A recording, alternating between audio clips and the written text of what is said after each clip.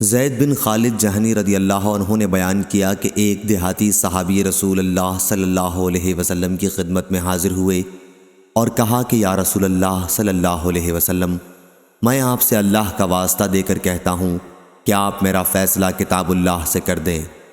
دوسرے فریق نے، جو اس سے زیادہ سمجھدار تھا، کہا کہ جی ہاں، کتاب اللہ سے ہی ہمارا فیصلہ فرمائیے اور مجھے اپنا مقدمہ پیش کرنے کی اجازت دیجیے۔ حضرت صلی اللہ علیہ وسلم نے فرمایا کہ پیش کر۔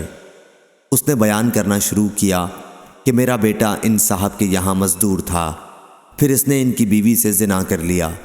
جب مجھے معلوم ہوا کہ زنا کی سزا میں میرا لڑکا رجم کر دیا جائے گا تو میں نے اس کے بدلے میں 100 بکریاں اور 1 باندی دی۔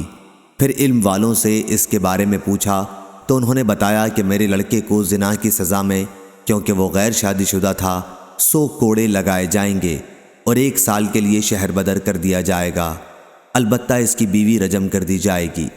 رسول اللہ صلی اللہ علیہ وسلم نے فرمایا، اس ذات کی قسم جس کے ہاتھ میں میری جان ہے، میں تمہارا فیصلہ کتاب اللہ ہی سے کروں گا۔ باندی اور بکریاں تمہیں واپس ملیں گی اور تمہارے بیٹے کو 100 کوڑے لگائے جائیں گے اور 1 سال کے لیے جلا وطن کیا جائے گا۔ اچھا انیس، تم اس عورت کے یہاں جاؤ، اگر وہ بھی زنا کا اقرار کر لے تو اسے رجم کر دو، کیونکہ وہ شادی شدہ تھی۔ بیان کیا کہ انیس رضی اللہ عنہ اس عورت کے یہاں گئے اور اس نے اقرار کر لیا، اس لیے رسول اللہ صلی اللہ علیہ وسلم کے حکم سے وہ رجم کی گئی۔